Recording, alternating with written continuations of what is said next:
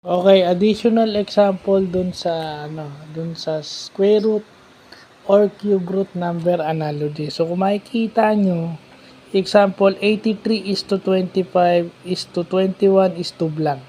So ang hinahanap mo dun is yung second number, yung sa left side, yung second number. Paano mo nakuha yung second number? Dun sa left side, yung 25. So ang ginawa niya, 8 minus 3, sinubtract niya and then in-square niya. 8 minus 3 is 5. 5 squared is 25. So buo na yung first pair. So definitely, yun din ang gagawin mo doon sa kabila. 2 minus 1 equal to 1. 1 squared is 1. Kaya 1 yung hinahanap mo. Usually kasi, pag number analogy, multiple choice.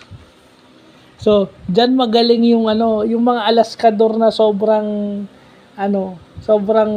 yun yung sinasabi yung sobrang analytical na nagagawa mong manuya ng ibang tao dahil alam mo kung paano sagutin yung mga ganyan. Kasi yun yan pattern recognition yan Yung number analogy, parang pattern recognition yan. At doon may mga tao talaga na malakas mamburakot dyan kasi magaling sila dyan. At yung iba naman hindi.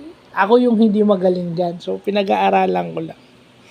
So, yun, additional example lang para matutunan natin. And then, ngayong araw na to, balik tayo dun sa concept ng algorithm.